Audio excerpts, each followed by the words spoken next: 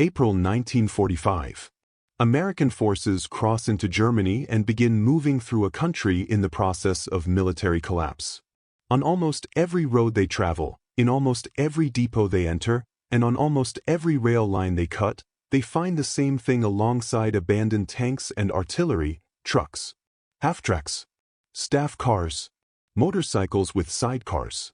The unglamorous but essential machinery of modern military logistics, left behind in quantities that take weeks to fully catalog. Germany's support vehicle fleet in 1945 was enormous, technically diverse, and, as American evaluators would soon discover, built on a fundamentally different philosophy from the American approach to military transport that had just demonstrated its superiority across 5 years of global war. The most important German military truck was the Opel Blitz, a 3-ton medium truck that formed the backbone of German army logistics from the late 1930s onward. Opel, a German subsidiary of General Motors, acquired by GM in 1929, produced the Blitz at its main facility in Rüsselsheim and at the Brandenburgische Motorenwerk plant in Brandenburg and Der Havel from 1937, manufacturing approximately 70,000 to 100,000 military variants across the S-type and A-type configurations before Allied bombing disrupted production in 1944 and 1945. The Opel Blitz powered a 73-horsepower 6-cylinder engine, carried payloads of up to 3 tons, and had a road range of approximately 410 kilometers on a full tank. It was a capable, reliable vehicle adaptable to the cargo and personnel transport tasks that any functioning military logistics system required. It was also notable for a corporate reason that would become relevant to American evaluators. It had been designed and manufactured by a company whose American parent, General Motors, had pioneered mass production standardization and whose engineers were therefore well-positioned to assess what German automotive manufacturing had and had not absorbed from that tradition. The Sd.Kfz 251, Sonderkraftfahrzeug 251, or Special Purpose Vehicle 251, was Germany's standard armored half-track infantry carrier, and it represented one of the most significant military vehicle designs of the war. Built on a half-track running gear that combined a conventional front axle with rear-drive tracks, the Sd.Kfz 251 could carry 10 fully equipped soldiers across terrain that wheeled vehicles couldn't negotiate. Germany produced 15,252 Sd.Kfz 251s between 1939 and 1945 across 23 distinct variants covering everything from standard troop transport to self-propelled artillery, command vehicle, engineer support, and anti-aircraft configurations. The vehicle was a fundamental enabler of the Blitzkrieg concept. It allowed German infantry to keep pace with armored advances, arriving at objectives with their equipment intact rather than exhausted from marching. American forces captured large numbers of Sd.Kfz 251s in varying conditions across Western Europe, and examples were shipped to Aberdeen for systematic evaluation alongside the tank destroyers and artillery pieces arriving from the same capture operations. The Volkswagen Kübelwagen, Kübelsitzwagen, or bucket seat car, was Germany's light utility vehicle, the functional equivalent of the American Jeep. Ferdinand Porsche's Volkswagen organization had adapted the civilian Beetle's air-cooled rear-engine chassis for military use, producing a vehicle that was lightweight, simple to maintain, and sufficiently capable off-road for most staff and liaison duties. Germany manufactured 50,435 Kübelwagens between 1940 and 1945.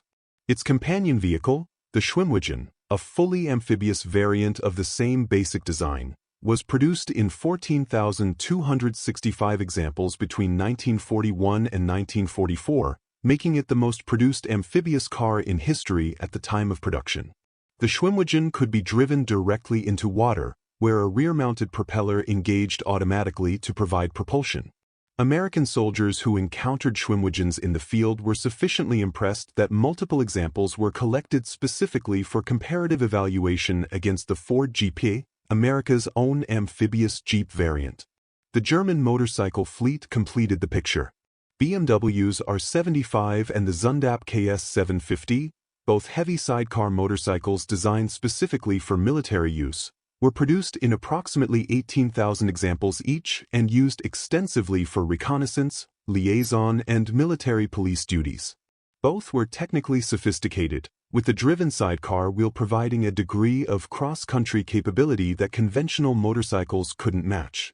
American forces captured both types in sufficient numbers for evaluation, and the mechanical sophistication of the German military motorcycle designs attracted specific attention from American ordnance engineers who had spent the war with less capable equivalents. The full scope of what American forces captured in the way of German support vehicles in the spring of 1945 is difficult to quantify precisely because the documentation was inconsistent and the vehicles were distributed across occupation zones, surplus programs, and informal redistribution channels simultaneously. What is clear is that the number ran into the tens of thousands of vehicles across all categories, and that the uses those vehicles were put to in the months and years after the surrender were as varied as the vehicles themselves. The first use of captured German support vehicles after the surrender was the most straightforward. They kept the occupation running. American, British, French, and Soviet forces in Germany in the summer of 1945 were managing an unprecedented administrative and humanitarian situation. Millions of displaced persons, former forced laborers, prisoners, and refugees needed to be moved across a country whose transportation infrastructure had been severely damaged by bombing and combat. German rail lines were disrupted. Roads were intact but crowded. The simplest available solution was to use the transport vehicles that Germany had left behind, which were already in the theater, required no shipping from the United States, and were sufficient in number to address immediate needs.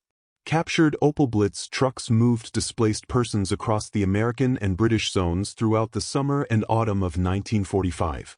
Captured half-tracks, stripped of their military fittings, were pressed into engineering support roles.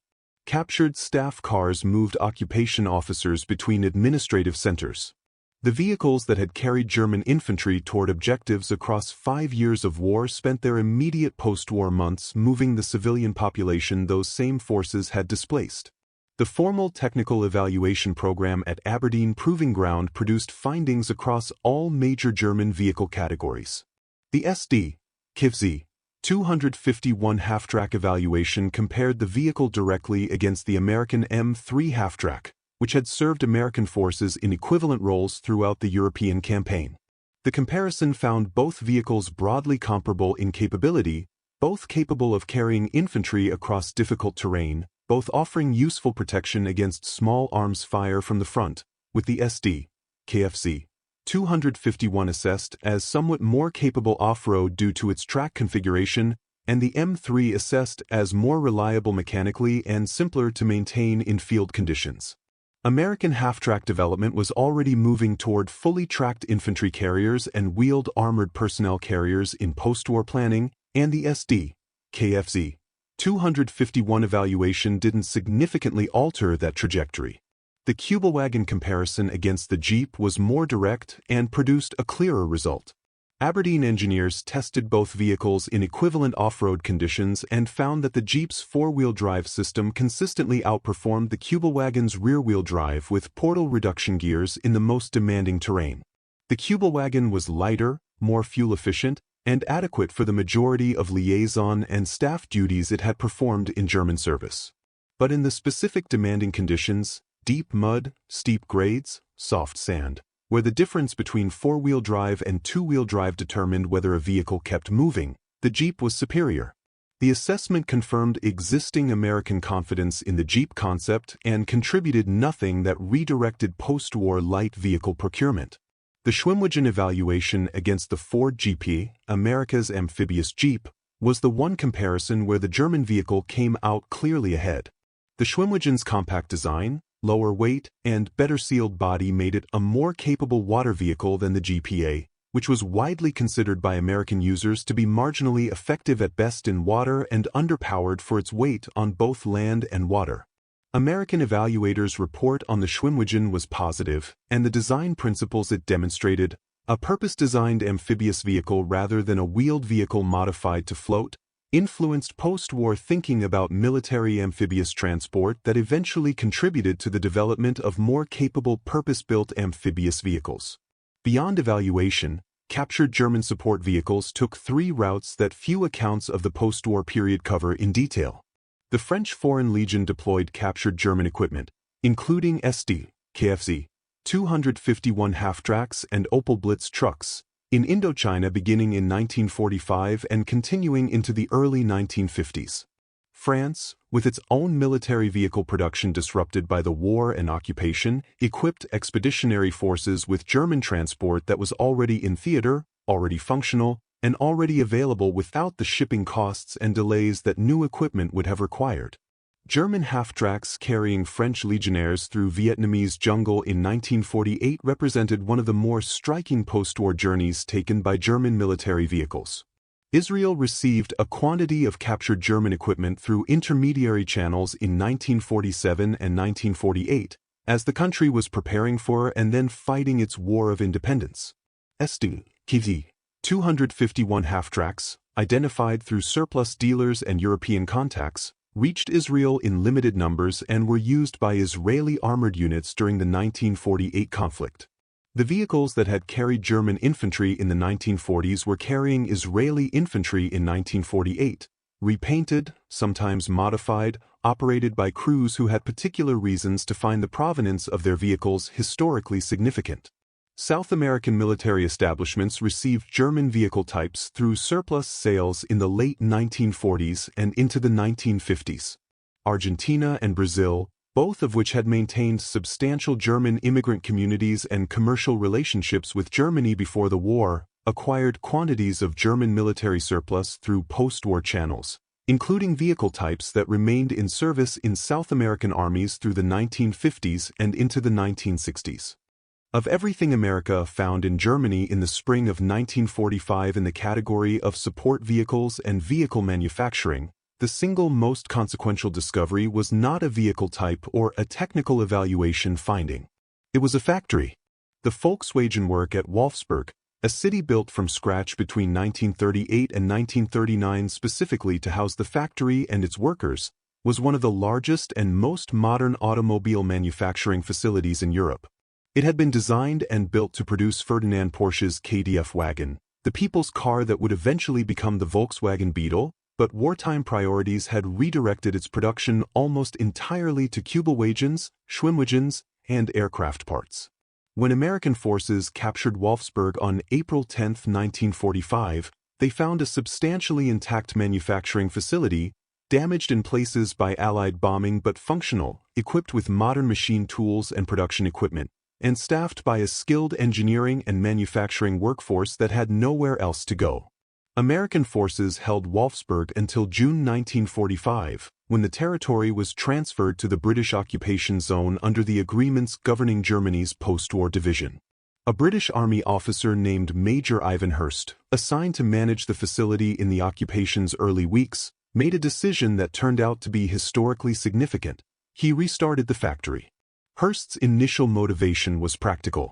The British occupation forces needed vehicles, the Wolfsburg factory could build them, and approximately 15,000 workers in the surrounding area needed employment in a region with no other significant industry. Beginning in August 1945, the factory produced Volkswagen Type 1 vehicles, the Beetle, for British military and administrative use, painted in a dark green that Hurst sourced from a supply of paint originally intended for British military equipment. By December 1945, the factory had produced 1,785 vehicles. By the end of 1946, production had reached 10,020 and the factory was generating enough revenue to begin addressing the infrastructure repairs and equipment restoration that further production growth required. The British military then did something that in retrospect is one of the most striking industrial decisions of the post-war period. They offered the Volkswagen factory to British car manufacturers. The Roots Group, which produced Hillman, Humber, and Sunbeam vehicles, sent a team to inspect the facility. Their report concluded that the factory was not worth taking. The vehicle it produced was too unconventional, the air-cooled rear-engine design was considered by British automotive engineers to be technically backward, and the infrastructure required to integrate the operation into British manufacturing was assessed as exceeding the likely commercial return. Ford was also offered the factory, as was Standard Triumph. All declined. The consensus among Western automotive industry executives was that the Volkswagen factory represented an interesting facility building an uncompetitive vehicle, and that the post-war commercial opportunity it offered was not worth the investment and complexity of acquisition. The British transferred the Volkswagen factory to German management under Heinz Nordhoff in January 1948. Nordhoff, a former Opel executive, recognized what the British and American industrial assessors had missed, that the Beetle's simplicity, reliability, and low operating cost were exactly the qualities a war-devastated German consumer market needed. He drove production volume and quality simultaneously, reaching 100,000 vehicles per year by 1950 and 1 million per year by 1955. The factory that British engineers had assessed as not worth taking produced its 10 millionth vehicle in 1965. The Volkswagen Beetle eventually became the best-selling car model in history, with over 21 million produced before the original design was discontinued in 2003. The Opel Blitz trucks that had been evaluated at Aberdeen in 1945 were worn out and scrapped through the late 1940s and 1950s. The Sd.Kfz 251 half-tracks distributed to French forces in Indochina and Israeli forces in 1948 served until they wore out and were replaced by more modern types. The Schwimmwagens that had impressed Aberdeen's evaluators became highly sought-after collector vehicles. Fewer than 200 are estimated to survive today out of the 14,265 produced, making them among the rarest and most valuable German military vehicles of the war. The BMW R75 and Zündapp KS750 sidecar motorcycles followed a similar trajectory into collector ownership, with surviving examples commanding significant prices at military vehicle auctions. The Volkswagen factory produced its 500 millionth vehicle, counting all brands in the Volkswagen Group, which now includes Audi, Porsche, Skoda, Seat, Bentley, Lamborghini, and Ducati, in 2018. The manufacturing complex at Wolfsburg is today one of the largest automotive production sites in the world, employing approximately 60,000 people. Major Ivan Hurst, the British officer who restarted the Wolfsburg factory in August 1945, died in 2000. He is commemorated at the Volkswagen factory with a plaque acknowledging his role in the company's survival during its earliest months. The industrial assessment that told Britain, Ford, and America's automotive industry that the facility wasn't worth acquiring remains one of the more expensive analytical errors in the history of post-war industrial planning.